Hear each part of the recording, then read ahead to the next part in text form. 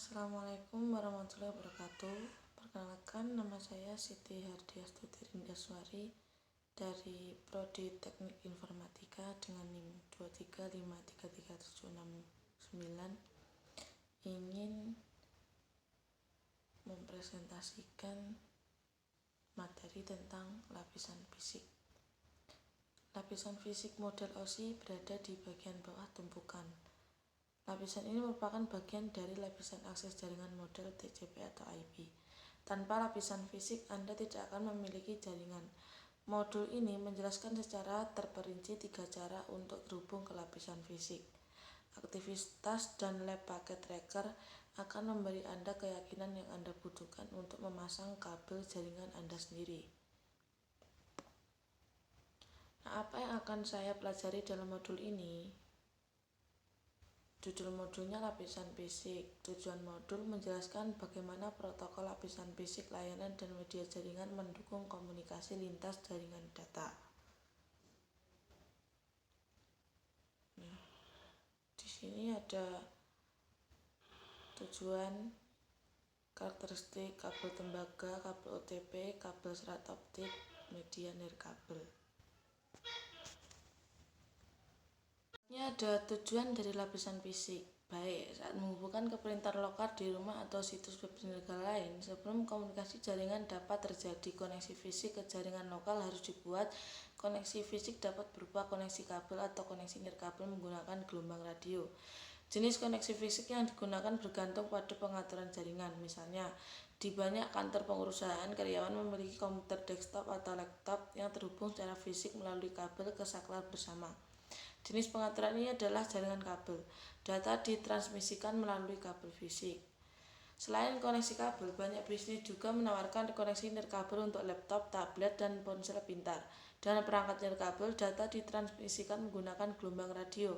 Konektivitas nirkabel sudah umum karena individu dan bisnis sama-sama menemukan kelebihannya.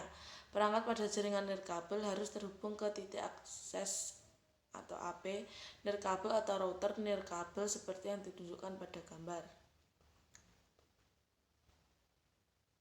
Berikut ini adalah komponen-komponen titik akses. 1. Antena nirkabel. 2. Beberapa port switch Ethernet. 3. Sebuah pelabuhan Ethernet.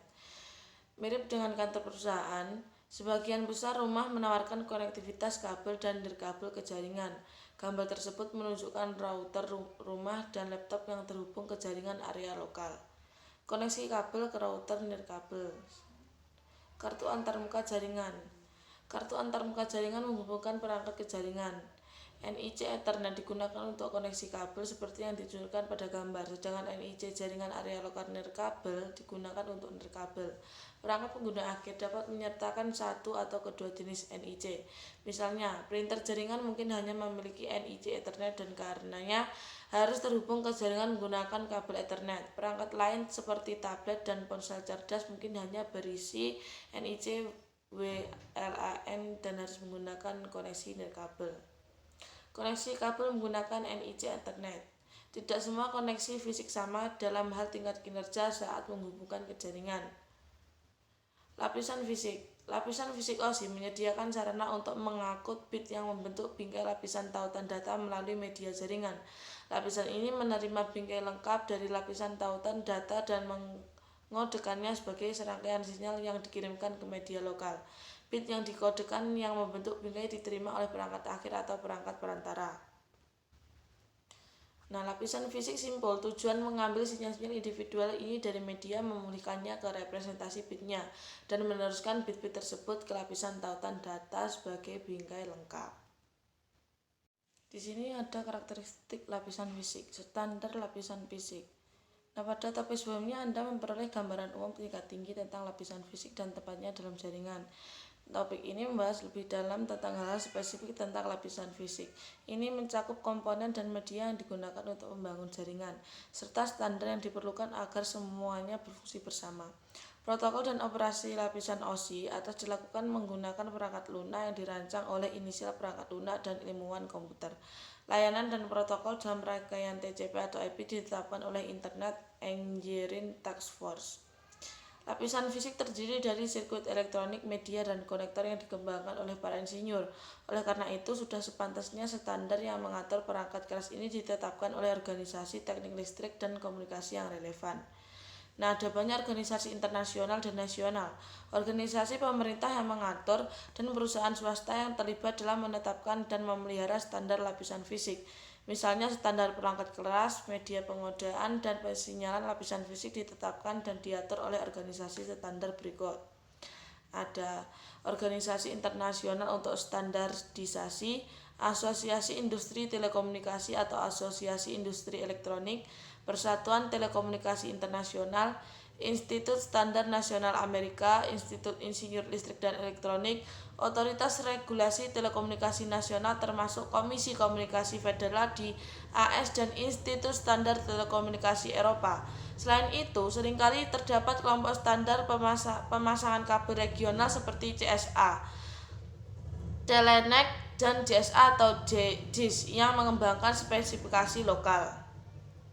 Komponen fisik. Standar lapisan fisik membahas 3 area fungsional. Ada komponen fisik, pengkodean, dan pemberian sinyal.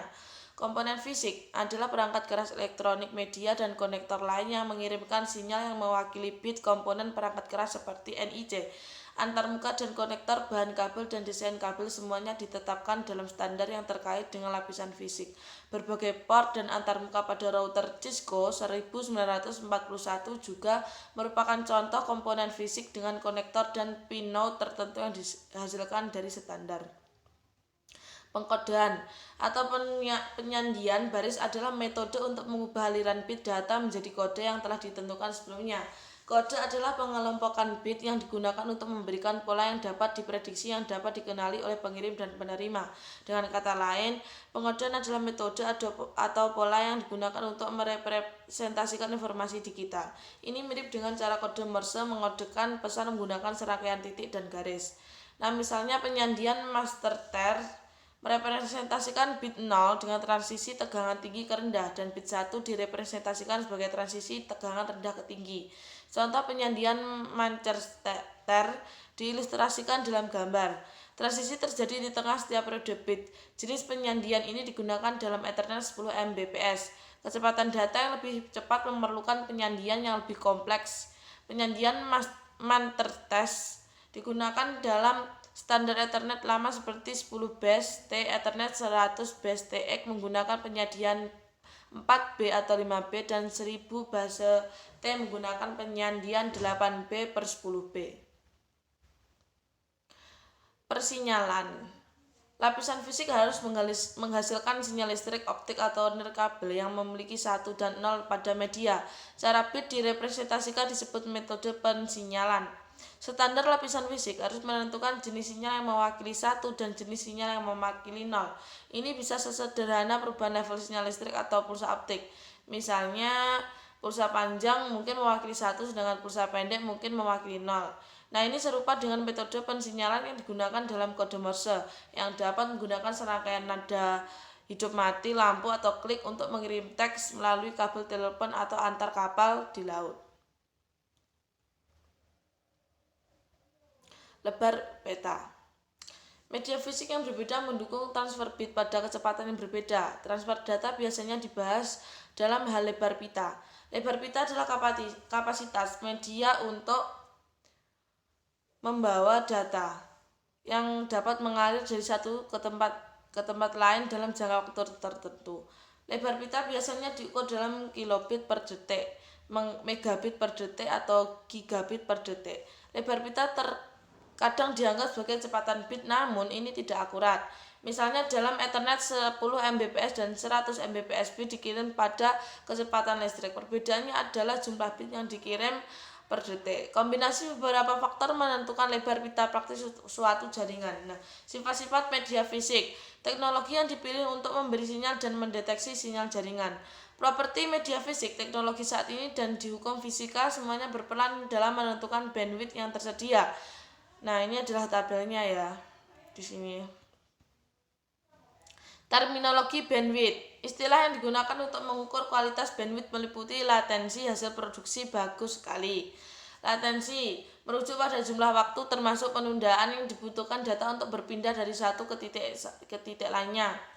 Dalam jaringan internet atau jaringan dengan beberapa segmen, throughput tidak boleh lebih cepat daripada tautan paling lambat di jalur dari sumber ke tujuan.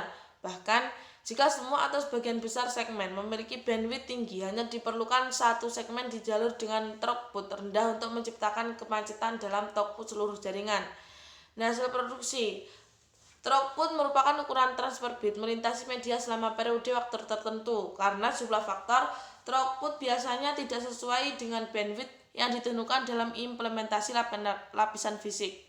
Throughput biasanya lebih rendah daripada bandwidth. Ada banyak faktor yang mempengaruhi throughput. Jumlah lalu lintas, jenis lalu lintas, latensi yang disebabkan oleh jumlah perangkat jaringan yang ditemui antara sumber dan tujuan. Ada banyak tes kecepatan online yang dapat mengungkap throughput koneksi internet. Angka tersebut memberikan contoh hasil dari tes kecepatan. Bagus sekali. Ada pengukuran ketiga untuk menilai transfer data yang dapat digunakan. Pengukuran ini dikenal sebagai Goudput. Goudput adalah ukuran data yang dapat digunakan yang ditransfer selama periode waktu tertentu. Goudput adalah throughput dikurangi overhead lalu lintas untuk membuat sesi pengakuan enkapsulasi dan bit yang ditransmisikan ulang. Nah, Goudput ini selalu lebih rendah daripada throughput yang umumnya lebih rendah daripada bandwidth.